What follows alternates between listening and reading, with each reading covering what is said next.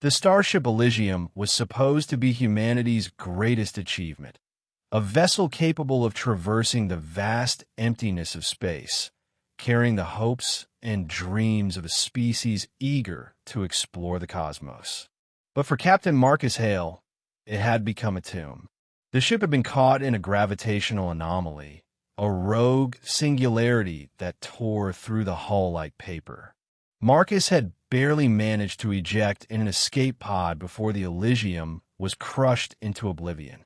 Now, as his pod hurtled through the atmosphere of an unknown planet, he braced himself for impact. The pod crashed into a frozen wasteland, the impact jarring Marcus to his core. He groaned, his body aching as he struggled to unbuckle himself. The temperature inside the pod was dropping rapidly, and he knew he had to move quickly if he wanted to survive. He stumbled out into a world of ice and snow, the wind howling like a banshee. The sky was a dull gray, the sun barely visible through the thick clouds. Marcus activated his environmental suit's thermal regulators, but even then, the cold seeped through, biting at his skin. He had no idea where he was or if the planet was even habitable. The pod's communication systems were fried, and his supplies were limited. He had to find shelter, fast. As he trudged through the snow, his breath forming icy clouds in front of him, Marcus spotted something in the distance. A structure, partially buried in the snow. It was angular, unlike anything he had ever seen before, with a metallic sheen that reflected the dim light. He approached cautiously, his hand resting on the blaster at his side. The structure was clearly alien in design, with strange symbols etched into the surface. As he got closer, he noticed a faint glow emanating from within. Marcus hesitated. He had no idea what, or who, might be inside. But with the temperature dropping and the wind picking up, he didn't have much of a choice. He found an entrance, a circular door that slid open with a hiss as he approached. The interior was warm, a welcome relief from the freezing cold outside. The walls were lined with glowing panels, and the air was filled with a faint hum. "Hello," Marcus called out, his voice echoing through the empty corridors. "Is anyone here?" There was no response. He moved deeper into the structure, his blaster at the ready. The place was eerily silent, save for the hum of the machinery. Then he saw her. She was tall, with skin that shimmered like liquid silver and hair that flowed like molten gold. Her eyes were large and almond-shaped, glowing with an inner light. She wore a sleek, form-fitting suit that seemed to be made of the same material as the walls. Marcus froze, his blaster trained on her. "Who are you?" he demanded. The alien woman tilted her head, studying him with a curious expression. She spoke, her voice melodic and alien, but Marcus couldn't understand a word she was saying. He lowered his blaster slightly. "I don't understand you," he said slowly. "I crashed here. I need help." The woman seemed to consider this for a moment before gesturing for him to follow. She led him through the corridors to a large chamber filled with strange equipment. In the center of the room was a device that looked like a cross between a computer and an organic plant, its surface pulsating with light. The woman placed her hand on the device, and the room was filled with a soft, ethereal glow. Marcus felt a strange sensation, like a gentle breeze passing through his mind. Then, to his astonishment, he heard her voice in his head. "You are not from this world," she said, her words clear and precise. "You are human." Marcus blinked. "How are you doing that?" "This device allows us to communicate," she explained. "I am Zara of the Kryn. You are in my home." Marcus lowered his blaster completely, realizing that she meant him no harm. "I'm Marcus Hale. My ship was destroyed. I need to find a way off this planet." Zara's expression softened. "This world is harsh and unforgiving. You would not survive long outside. You may stay here for now." Marcus nodded, grateful for her kindness. Thank you. Over the next few days, Marcus learned more about Zara and her people. The Kryn were a peaceful race, living in harmony with their environment.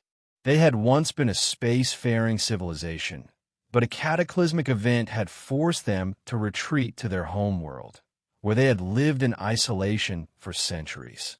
Zara showed Marcus the wonders of her world. The crystalline forests that sang in the wind, the underground cities that glowed with bioluminescent light, the vast libraries filled with the knowledge of 1,000 worlds. But as much as Marcus admired the Kryn, he couldn't shake the feeling that he didn't belong here. He missed the stars, the thrill of exploration, the camaraderie of his crew. One night, as they stood on a balcony overlooking the frozen landscape, Marcus turned to Zara. "I need to find a way back to my people," he said. "I can't stay here forever." Zara looked at him, her eyes filled with understanding. "I know," she said, "but the journey will be dangerous. The anomaly that brought you here is still active. It could tear your ship apart before you even reach the edge of the system." Marcus nodded.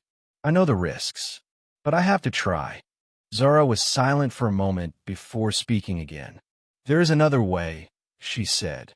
"The Kryn have a ship hidden deep within the ice. It is old, but it may still be functional. If you can repair it, you may be able to escape." Marcus's heart leapt with hope. "Take me to it." The ship was buried beneath a glacier, its hull encased in ice. It was smaller than the Elysium, but it was sturdy and well-built. Marcus and Zara worked tirelessly to repair it, using the Kryn's advanced technology to replace damaged parts and restore power to the engines. As they worked, Marcus found himself growing closer to Zara. She was unlike anyone he had ever met, strong, intelligent, and compassionate. He admired her resilience, her ability to find beauty in a world that had been ravaged by disaster. But he also knew that their time together was limited. Once the ship was ready, he would have to leave. Finally, after weeks of hard work, the ship was ready. Marcus stood in the cockpit, his hands resting on the controls. Zara stood beside him, her expression unreadable. "This is it," she said. "Once you leave, there is no turning back." Marcus nodded. "I know, but I have to go." Zara hesitated before speaking again. "Marcus, there is something I must tell you. The Kryn do not age as humans do.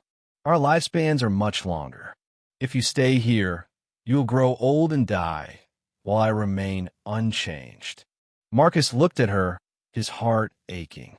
"I know," he said softly, "but that doesn't change how I feel about you." Zara's eyes glistened with unshed tears. "Then go," she said. "Find your people, live your life, and know that you will always have a home here, should you ever return." Marcus reached out, taking her hand in his. "Thank you, Zara, for everything." With a final, lingering look, Marcus activated the ship's engines. The vessel shuddered as it lifted off the ground, breaking free of the ice and soaring into the sky. As the ship ascended, Marcus looked down at the frozen world below, his heart heavy with both sorrow and hope. He didn't know what the future held, but he knew that he would never forget Zara or the kindness she had shown him.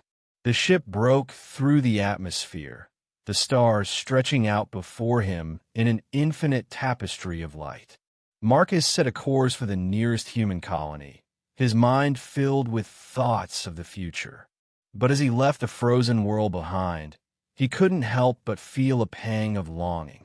For in that distant, icy realm, he had found something rare and beautiful, a connection that transcended species, a bond that would endure no matter where his journey took him. And as the ship disappeared into the vastness of space, Marcus knew that he would carry a piece of that frozen world with him, always.